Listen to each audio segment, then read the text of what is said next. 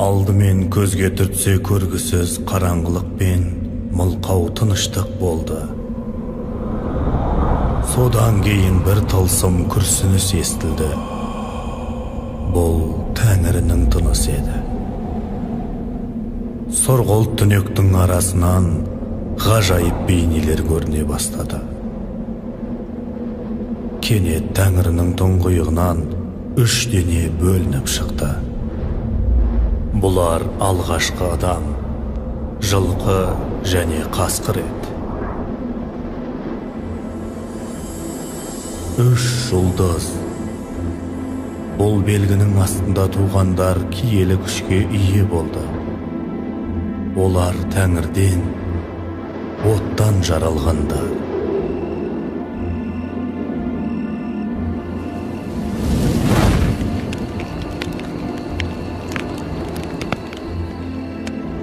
Бүгін хан ордасында мызғымас тыныштық орнаған.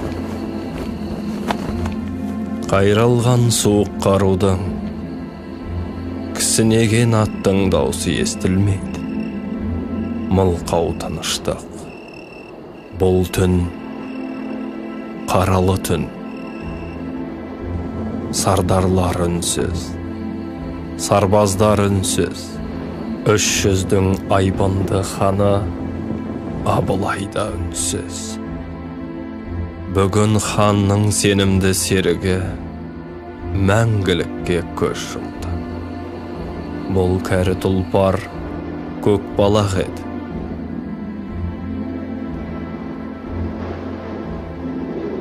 Ұлы достықтың бастауы жылдар тұңғиығында жатыр.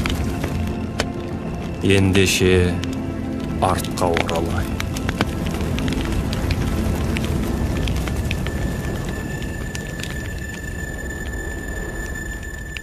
Бұл қазақ даласындағы аласапыран кез еді. Көздері қаннан қызарған қалмақ әскері қазақ даласына соғыспен келді.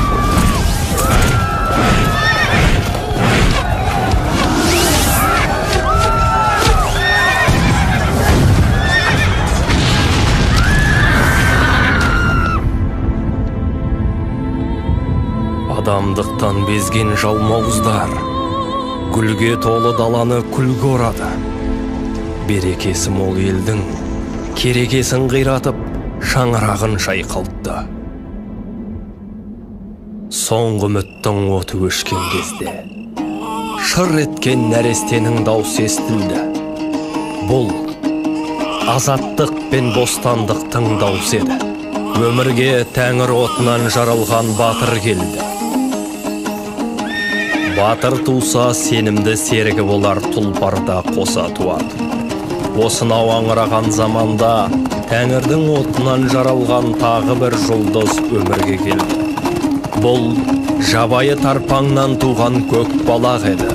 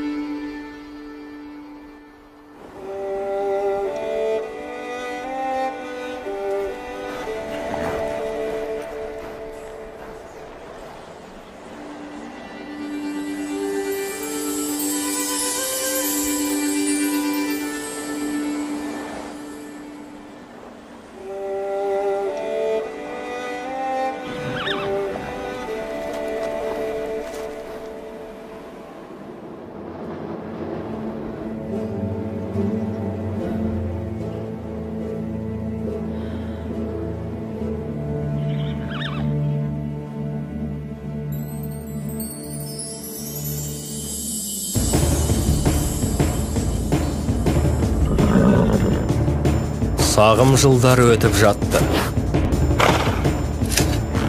Көкбалақ өсіп арғымақ болды. Бала ер жетіп, құрыштай жігіт болды. Екеуі де туған жердің қасиетін бойларына сіңіріп өсті. Тау оларға сарқылмас күшін берді. Су тартылмас жігерін берді.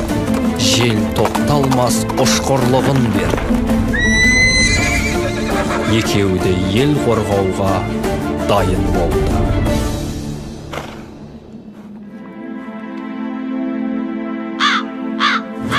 Бұл кезде жалмауыз қалмақтар қазақ жерін аш қасқырдай талап, жалынға орады. Басына қара бұлт үйіріліп, тарыдай шашыраған қазақ есін жиып, ақ тудың астына бірге бастады.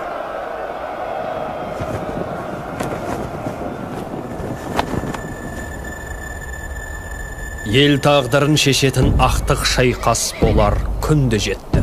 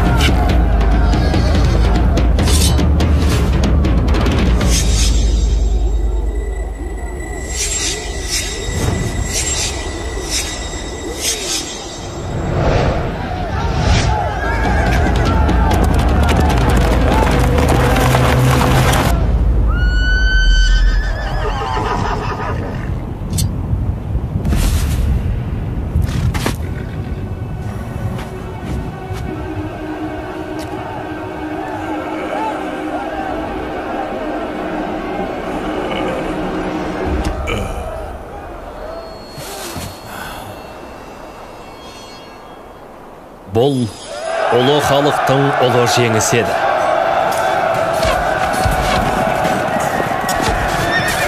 Жұдырыққа жұмылған қазақ батырлары жау айбынын найзаға қадап, жауыздықтың қара туын құлатты.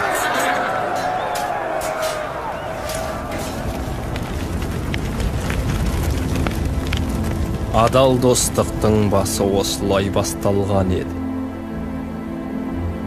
жаугершілік шайқастарды бірге кештік. Өз міндетімізді орындадық. Біз Тәңірінің отты денесінен жаралдық.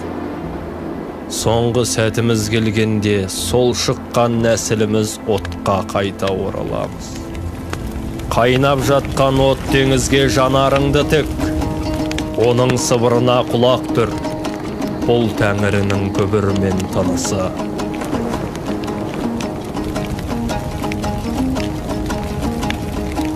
Хош бол, ұлы даланың ұлы ханы Абылай.